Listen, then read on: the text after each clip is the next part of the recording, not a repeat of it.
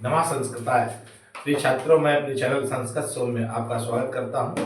जैसा कि हम लोग अनुवाद पढ़ रहे थे, तो साधारण जो अनुवाद बनते हैं, जैसे कि वह घर जाता है, तुम पानी पीते हो, गेंद खेलता है, मैं पुस्तक पढ़ता हूं, तुम कार्य करते हो। इस प्रकार के साधारण वाक्य जो 5 प्रकार के थे, वर्तमान काल, भूतकाल, भविष्य काल, जिसे लट लकार, लोट लकार, लट लकार, लंग लकार और लिट लकार कहते हैं, और उसका आज्ञार्थक में लोट लकार और चाहिए के अर्थ में विधिलिंग का प्रयोग चाहिए के अर्थ में होता है। तो ये बात तो हो गई साधारण अनुवाद हम किस प्रकार से बनाएं।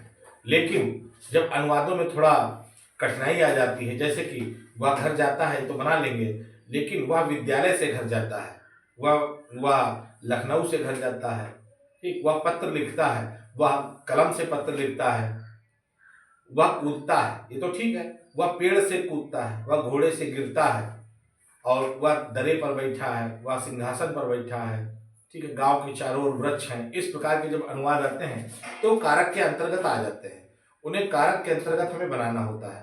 तो इसलिए आज से हम कारक शुरू कर रहे हैं, और कारक को सम्मिलित करके आप कठिन से कठिन अनुवादों को भी बना सकते हैं। और ये भी बात सही है कि जब तक आप कारक का आपको नॉलेज नहीं है, कारक का ज्ञान नहीं है, तब तक आप अनुवादों को भली बात नहीं बना पाएंगे, क्योंकि अनुवाद कारक को मिला करके ही बनते हैं। और जब तक आपको कारक के नियम नहीं पता है, तब तक कारक अनुवाद बनाने में आपको कठिनाई हो सकती है। तो यहाँ पर देखिए, हमने कारक लिख रखा, आज का टॉपिक कारक है। तो सबसे पहले कारक की परिभाषा देख लेते हैं। देखिए, पहली परिभाषा लिखी हुई है, क्रियाम करोति इति कारका। कारक है क्या? कारक है क्या? तो जो क्रिया को करता, जो क्रिया का कर्ता होता है, अर्थात सब्जेक्ट, जो क्रिया का कर्ता होता है उसे कारक कहते हैं। क्रियाम, क्रिया को करोति, करता है, इति कारकम, जो क्रिया को करता है वही कारक होता है, अर्थात कर्ता को ही कारक कहा जाता है। फिर दूसरी परिभाषा लिखी हुई है, क्रियान्वित्वम कारकत्वम। क्रिया अन्वित्वम, क्रिया को इसमें भी जो है, क्रिया को के साथ संबंध रखने वाला, जिसका क्रिया से सीधा संबंध, मतलब सीधा संबंध, जिसका क्रिया के साथ सीधा संबंध हो वही कारक होता है। जिसका क्रिया के साथ सीधा संबंध हो वही कारक कहलाएगा। अगर बीच में कुछ और लग रहा है तो वो कारक नहीं रह जाएगा। जैसे एक कारक है आपका षष्ठी, जिसे कारक लोग बोल देते हैं, लेकिन वो कारक है नहीं। अब क्यों कारक नहीं? क्योंकि उसमें क्रिया का सीधा संबंध कर्ता से नहीं होता। जैसे कि दशरथ के पुत्र राम वन गए, तो अब देखिए, दशरथ के पुत्र है तो जो क्रिया का सीधा संबंध है वो राम से, दशरथ से नहीं है। देखिए, दशरथ के पुत्र गए ना, दशरथ थोड़ी गए, दशरथ के पुत्र राम गए हैं, तो इसलिए षष्ठी को कारक नहीं माना जाता है। तो इस प्रकार से दो परिभाषा है, क्रिया को करने वाला कारक कहलाता है, अर्थात कर्ता जो होता है वही कारक होता है। फिर दूसरा क्रिया अनुत्तम, क्रिया से सीधा संबंध जो इसका होता है वही कारक कहलाता है। दो परिभाषा है, परिभाषाएं और भी है, लेकिन आपको समझाने के दृष्टिकोण से यहाँ पर दो परिभाषाएं लिख दी है। इसके बाद में कारक कितने प्रकार के हैं, ठीक है, तो इसके लिए यहाँ पर श्लोक लिखा हुआ है, कर्ता कर्म च करणम संप्रदानम तथैव च अपादानो अधिकरणम इत्याहु कारकाणि षट्। देखिए, 6 प्रकार के, संस्कृत में 6 प्रकार के कारक माने गए। संस्कृत की बात हो रही, संस्कृत में कारक 6 हैं। देखिए, एक तो कर्ता कारक, दूसरा कर्म कारक, तीसरा करण कारक, चौथा संप्रदान कारक, पांचवा है अपादान कारक, और छठा है अधिकरण कारक। इत्याहु, ये कहे गए हैं, इत्याहु माने कहे गए हैं, कारकाण षट, ये 6 प्रकार के कारक कहे गए हैं। तो क्या है सूत्र? कर्ता कर्म च करणम संप्रदानम तथैव च अपादानो अधिकरणम इत्याहु कारकाणि षट, ये 6 प्रकार के कारक बताए गए हैं। तो अब इन कारकों को हम एक एक लिख करके एक एक कारक का लिख लेंगे। एक कारक के चिन्ह होते हैं, जो हम लोग चिन्ह पढ़ते हैं। आप कारक को पहचानेंगे कैसे? तो हर कारक का एक चिन्ह है, उस चिन्ह को हम यहाँ पर लिखते हैं और फिर आपको समझाते हैं किस कारक का कौन सा चिन्ह है, ठीक है। तो कर दे, यहाँ पर देखिए, एक एक कारक हम लोग लिख रहे हैं, कर्ता कारक, कर्म कारक, करण कारक, संप्रदान कारक, अपादान कारक। यहाँ पर थोड़ा निकाल देते हैं, उसके बाद में लिखते हैं।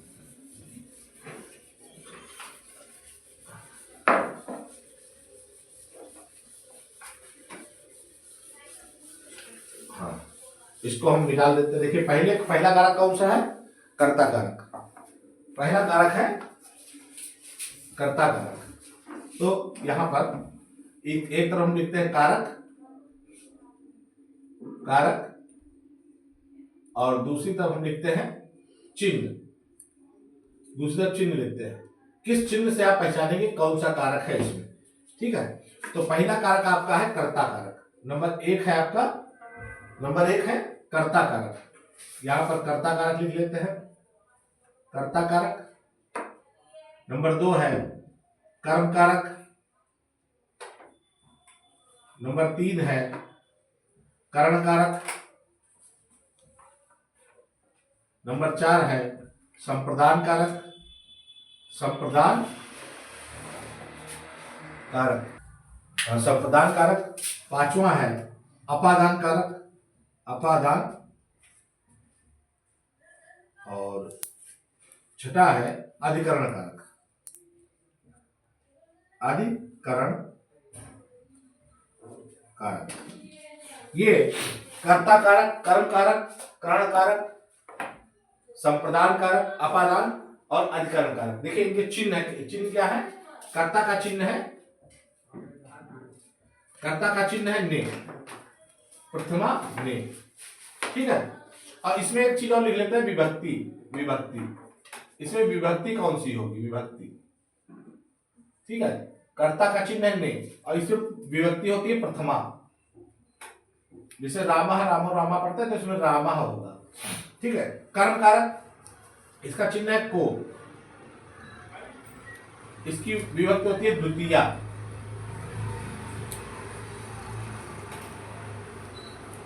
तीसरा है करण कारक, इसका चिन्ह है से का अर्थ है द्वारा, बाई। इसकी विभक्ति होती है तृतीया। उसके बाद में चौथा है के लिए, के लिए, इसमें विभक्ति होती है चतुर्थी। फिर अपादान से, इसका भी होता है से, लेकिन अलग के अर्थ में, अलग, अलग के अर्थ में। अभी समझा देंगे कैसे अलग होता है। फिर इसकी इसमें विभक्ति होती है पंचमी, और फिर है मे पर, सप्तमी का क्या होता है? मे पर, इसमें विभक्ति होती है सप्तमी। देखिए षष्ठी हमने नहीं लिखी है, षष्ठी विभक्ति हमने नहीं लिखी। क्यों नहीं लिखी है? क्योंकि षष्ठी कारक नहीं है, इसलिए नहीं इसकी विभक्ति की। कर्ता से कारक वही कहलाता है जिसका क्रिया से सीधा संबंध हो, लेकिन षष्ठी विभक्ति का क्रिया से सीधा संबंध नहीं है। तो देखिए पहला है कर्ता ने, इसमें प्रथमा विभक्ति है। कर्म को द्वितीय विभक्ति है। तीसरा है कर्ण से द्वारा, इसमें तृतीय विभक्ति है। संप्रदान के लिए चतुर्थी विभक्ति है। अपादान से अलग पंचमी है। अधिकरण में मे पर, मे या पर, इसमें सप्तमी विभक्ति होती है।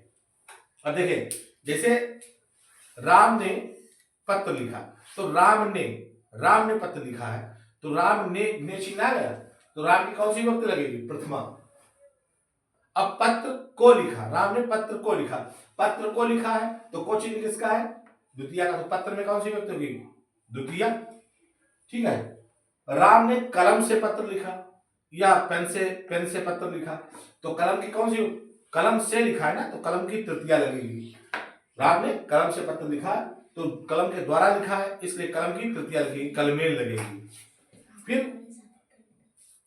छात्र ने, देखिए के लिए, जैसे वह पढ़ने के लिए विद्यालय जाता है, वह पढ़ने के लिए विद्यालय जाता है, तो वह कितना हो गई? सा, प्रथमा हो गई।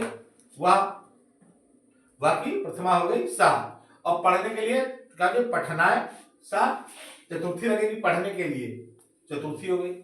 अब अपादान, जैसे अपादान मतलब होता है कोई वस्तु कहीं से अलग हो रही हो, कोई वस्तु कहीं से अलग हो रही हो। जैसे पेड़ से पत्ता गिरता है, तो पेड़ से अलग हो रहा है ना, तो पेड़ से गिर रहा है, तो पेड़ की कौन सी विभक्ति लगेगी? पंचमी।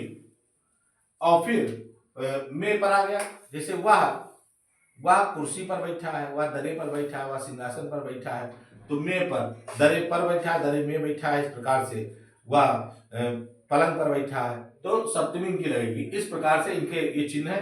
प्रथमा ने द्वितीया को तृतीया से के द्वारा, चतुर्थी के लिए पंचमी से अलग, सप्तमी में पर। ये आप इसको ध्यान रखें, ये चिन्ह है। अब इन चिन्हों को बहुत आप समझ करके, आपके चिन्ह बहुत ज्यादा, तो इसमें अधिकरण का जो चिन्ह है वो में पर है। जैसे वह सिंहासन पे बैठता है, सिंहासन पर बैठता है। अब इसका एक एक उदाहरण देख करके हम लोग समझ लेते हैं कि किस प्रकार से हम इसको आगे इसके सेंटेंस को बनाएंगे। देखिए, आपको एक बात हम स्पष्ट कर देना चाहते हैं कि ये चिन्ह जो लिखे हैं, ये जरूरी नहीं कि ये चिन्ह जब आप कारक के अनुवाद बनाएं तो इन चिन्हों का अर्थ यही हो। जैसे वह गुरु को प्रणाम करता है, वह गुरु को प्रणाम करता है, वह गुरु को नमस्कार करता है। तो अब देखिए, इसमें कारक में अलग अलग सूत्र हैं। उस सूत्र के अकॉर्डिंग चिन्ह भले द्वितीय का लगा है कि गुरु को नमस्कार करता है, या गुरु को प्रणाम करता है, या गुरु को वस्त्र देता है, गुरु को पेन देता है, लेकिन को चिन्ह लगा है। लेकिन जहां पर कुछ दिया जा रहा है, ठीक है, संप्रदाय चतुर्थी सूत्र से उसमें जिसको दिया जाए, जैसे वह यहाँ पर कुछ हमने सेंटेंस लिखे हैं तो उनको आप अनुवाद ना कर देख लीजिए। लेकिन आप ये ध्यान रखना कि कारक के जो आप अलग अलग सूत्र पढ़ेंगे उनमें चिन्ह कुछ और लगा होगा, लेकिन उससे अनुवाद कुछ और बनेगा, ठीक है। और वो कैसे बनेगा, उसके सूत्रों को आप ध्यान से पढ़ेंगे तो समझ जाएंगे। देखिए, प्रथमा जिसे लिखा हुआ है, तो प्रथमा कारक का चिन्ह क्या है, ने। प्रथमा कारक का चिन्ह है ने, और व्यक्ति कौन सी लगती है, प्रथमा ही लगती है। तो यहाँ पर कर्ता कारक में प्रथमा विभक्ति लगती है। तो यहाँ पर देखिए लिखा हुआ है राम घर जाता है, तो क्या हो जाएगा, रामा, या राम ने पत्र लिखा, राम ने पत्र लिखा, तो राम पत्रम लिखति, राम पत्र लिखता है, लिखति, राम पत्रम लिखति। तो देखिए, राम ने पत्र लिखा या लिखत, राम, तो यहाँ पर प्रथमा हो गई, राम की प्रथमा लगेगी। ये बहुत ज्यादा मोस्ट नहीं है आपके परीक्षा दृष्टिकोण से, लेकिन तभी हम बता रहे हैं कि रामा पत्र लिखा, राम ने पत्र लिखा या राम पत्र लिखता है। तो अगर यहाँ पर लिखा कर देंगे तो पास्ट में पहुंच जाएगा, लंग लकार हो जाएगा, तो अलिखत हो जाएगा। तो रामा पत्रम लिखत। फिर द्वितीय पे आते हैं, जैसे वह घर जाता है, वह घर जाता है, तो वह घर को जाता है, अंडरस्टूड है, वह घर जाता है, इसका मीन्स क्या है, वह घर को जाता है। इंग्लिश में इसके टू का प्रयोग करते हैं। तो कर्म कारक में क्या करेंगे, वह घर को जाता है, तो क्या हो जाएगा, सह, गृहम की क्या होती है द्वितीय, गृहम गृह गृहाण, गृहम गृह गृहाण। तो द्वितीय क्या हो जाएगी, सा गृहम गच्छति, गच्छति। अब ये देखिए, प्रथमा का हो गया, ये रामा प्रथमा का हो गया, ये द्वितीय का हो गया, वो घर को जाता है, तो यहाँ पर द्वितीय हो गई। तृतीय है करण कारक, वह हाँ, करण कारक में करण कारक का चिन्ह क्या है, से। जैसे वह कलम से पत्र लिखता है, वह कलम से, तो कलम की क्या लगेगी, तृतीय लगेगी, कलम से पत्र लिखता है, तो सह कलमेन, सह कलमेन लिखत, वह कलम से लिखता है, तो सह कलमेन लिखत। देखिए, एक उदाहरण आपको हम सब बता रहे हैं कि कारक के अनुवाद जो सीधे सीधे जिसमें चिन्ह दिख रहे हैं उसमें ऐसे बनेंगे। किसी में चिन्ह नहीं दिखेगा तो उसमें कैसे बनेगा, उसके लिए कारक के जो सूत्र हैं, प्रथमा के, द्वितीय के, तृतीय के, उनको पढ़ना होगा और समझेंगे कि सूत्र का अर्थ क्या होता है। फिर अगला है वह गुरु को।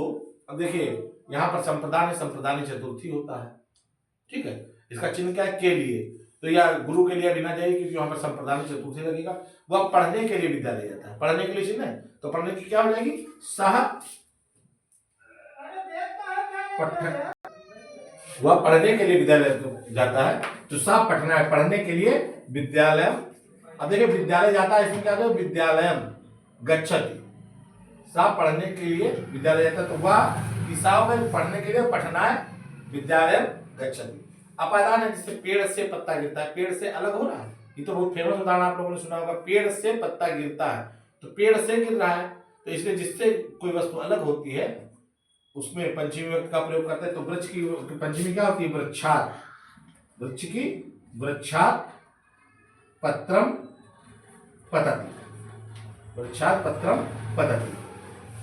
देखिए, आप ये मत समझना कि कारक हम ऐसे ही पढ़ाई दे रहे हैं, ऐसे नहीं पढ़ा है, ये आपको खाली हम परिचय बता रहे हैं। बाकी पढ़ाएंगे तो बहुत डिटेल में, एक एक सूत्र को डिटेल में करके पढ़ाएंगे। तो वहां पर किस सूत्र का क्या अर्थ है, कहां पर कौन सा सूत्र लगेगा। कई जगह आपको ऐसी जगह मिलेंगी जहां पर चिन्ह कुछ और होगा, लगेगा कुछ और दूसरा कारक, क्योंकि सूत्र से बंधे हुए हैं, ठीक है। तो अगला है अधिकरण कारक। तो अधिकरण कारक में राजा सिंहासन पर बैठता है, तो राजा सिंहासन पर बैठता है, तो राजा सिंहासन की सप्तमी लग जाएगी, सिंहासन में बैठता है, तो सिंहासने सिंहासने तिष्ठति, राजा सिंहासने तिष्ठति। यहां पर देखिए ये सातों का जो 6 है हमने लिखे हैं, तो यहाँ पर 6 का परिचय हो गया है। अब आपको हम कल से या आज शाम से ही तो रोज कारक के सूत्र 2-4 सूत्र जितने हो संभव हो पाएंगे उतने सूत्र हम पढ़ाएंगे और कोशिश करेंगे कारक जल्दी से जल्दी पढ़ाने का। और ये इनको ध्यान थोड़ा परिचय के हिसाब से आप ध्यान रखना। और एक बात इंपॉर्टेंट बात देखिए, कारक जैसे जो आप अनुवाद सीख रहे थे पिछले अनुवाद लट लकार लोट लकार विधिलिंग और लंग ये सब, तो उसमें जैसे बिना क्रिया के 5 क्रियाएं हमने बताई थी, उनको याद किए बगैर अनुवाद नहीं बन सकते हैं। ऐसे कारक में विशेष रूल है शब्द रूपों का। शब्द रूप जैसे राम के, रमा के और गुरु के, नदी के, इनके रूप एक एक आपको 5-6 रूप इसके भी आपको याद करने हैं। अगर आप 5-6 रूप याद कर लेते हैं तो आपके कारक आसानी से बन जाएंगे। और इसलिए आपको रूप जरूर याद करने हैं, 5-6 रूप याद करने हैं। और इसमें भी वही सेम पैटर्न है। अगर आप एक रूप याद करते हैं, जैसे राम का रूप याद करते हैं तो राम श्याम राम श्याम और घनश्याम, रमेश, सुरेश, महेश, दिनेश, गणेश, सबके रूप उसी प्रकार से चलेंगे। एक याद कर लेंगे उससे कई चलेंगे, ठीक है। तो इस प्रकार से हरि का जो ईकारांत वाला है उसके अनुसार ईकारांत वाले रूप चलेंगे। तो आप एक रूप जरूर एक एक करके आप 5-6 रूप जरूर याद कर लें ताकि आपके कारक आसानी से बन जाए। और तब भी समझ, अगर रूप याद है तभी कारक समझ में आएंगे, अन्यथा समझ में नहीं आएंगे। इसलिए आप फिलहाल के लिए राम का रूप तब तक के लिए याद कर लीजिए। राम या बालक जिसका भी आपको सही लगे आप उसका रूप याद कर सकते हैं। और जैसे राम से ही शुरुआत होती है या बालक, अगर आप वैसे तो राम का रूप किताब में भी अवेलेबल है, तो आप उसका रूप याद कर लीजिए। उसका प्रयोग कैसे करना है ये आपको हम बताएंगे कि कहाँ पर कौन सा प्रयोग करना है, किस प्रकार का प्रयोग करना है, लेकिन एक रूप आपको याद जरूर होना चाहिए। और आज की वीडियो में इतना ही, फिर हम किसी नई वीडियो से। हाँ, और एक और आवश्यक बात, इसकी कारक जो हम पढ़ाएंगे, जैसे अनुवाद हमने पढ़ा है तो अनुवाद की प्लेलिस्ट हमने बना देंगे। जो अनुवाद जो हमने पढ़ाए हैं 5 प्रकार के पढ़ाए, 5 की प्लेलिस्ट बना देंगे। और कारक भी जैसे जैसे आगे बढ़ते जाएंगे इसकी प्लेलिस्ट अलग हम बना देंगे। आप प्लेलिस्ट में पूरे कारक पढ़ सकते हैं और रोज हम कारक पढ़ाएंगे फिलहाल। और उसके संग और भी जो आवश्यक समझेंगे परीक्षा के दृष्टिकोण से उसको भी बताते रहेंगे। तब तक आप लोग अध्ययन करते रहिए। धन्यवाद।